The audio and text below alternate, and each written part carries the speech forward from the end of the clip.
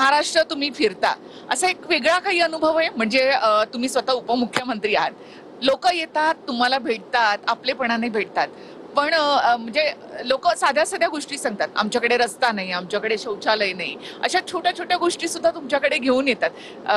कसं वाटतं त्यावेळेस? खरं म्हणजे लोकांना मी एक त्यांच्यातला वाटतो. म्हणजे डेडिकेटेड टू कॉमन मॅन म्हणतात लोक, आणि खरं आहे ते. शेवटी सर्वसामान्य माणूस हा कॉमन मॅन हा आपला केंद्रबिंदू आहे. आणि त्यामुळे त्यांना वाटतं एक आपुलकी, एक विश्वास की बाबा एकनाथ शिंदेना सांगितलं तर आमचं काम होईल. आणि त्या विश्वासाने ते मला काम सांगतात, आणि जी होणारी कामं मी लगेच करतो. बघा, सगळीच कामं तात्काळ करता येत नाही, पण जी होण्यासारखी आहेत ती ताबडतोब ऑन द स्पॉट डिसिजन घेण्याचं माझी कार्यपद्धती आहे. आणि ती लोकांना माहीत आहे. आणि त्यामुळे लोक माझ्याकडे असे छोटे छोटे प्रश्न पण घेऊन येतात, विकासाचे घेऊन येतात, आणि काही धोरणात्मक देखील विषय जे असतात ते घेऊन येतात. विश्वासाचा भाग महत्त्वाचा आहे. कारण आपण शेवटी प्रयत्न केला पाहिजे. 100% सगळे प्रश्न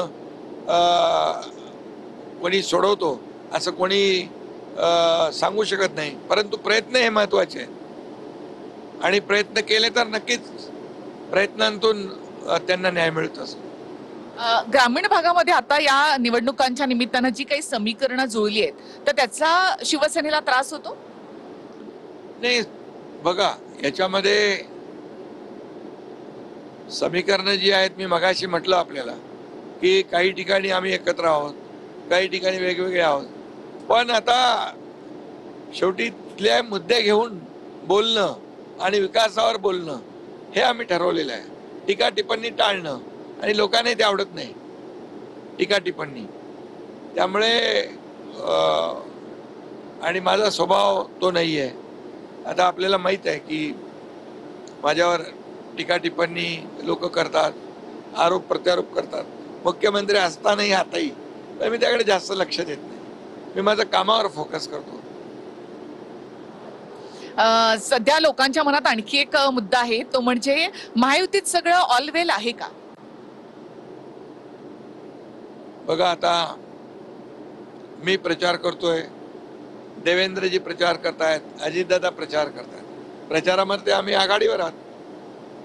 आणि म्हणून जिथं युती आहे, काल मी मनमाड, नांदगावला गेलो होतो, तिथे शिवसेना भाजपची युती आहे.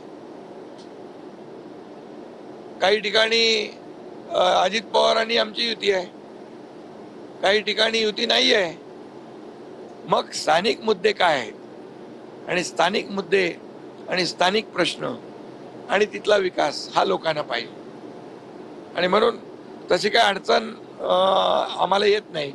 आणि सगळ्यांनी आम्ही ठरवलंय की मैत्रीपूर्ण लढतीमध्ये काही टीका टिप्पणी न करता पॉझिटिव्ह, प्रॅक्टिकल आणि विकासात्मक आपण प्रचार करायचा. पण मग भाजपमध्ये सुरू असलेलं इन्कमिंग आणि फोडाफोडी, तर मग हे कसं साधता तुम्ही? म्हणजे तुम्हाला असं वाटत नाही की जास्तीत जास्त शिवसेनेचे पदाधिकारी किंवा नेते हे भाजप फोडते? नाही, त्याच्यावर चर्चा झाली, आमची बैठक झाली मुख्यमंत्र्यांच्या बरोबर. आणि मुख्यमंत्र्यांच्या सोबत चर्चा झाल्यानंतर काही ठिकाणची काही समीकरणं पाहता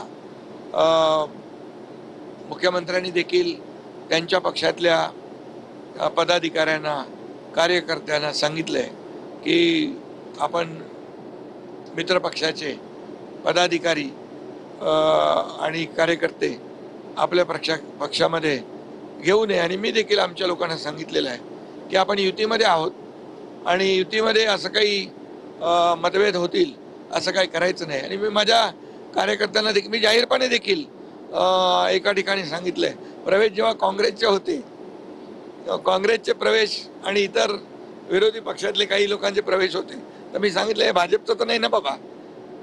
आणि मग मी सांगितलं मित्रपक्षाचे पदाधिकारी, कार्यकर्ते यांना आपण शिवसेनेमध्ये प्रवेश द्यायचा नाही. आणि त्यांनी देखील कार्यकर्त्यांना सांगितलं.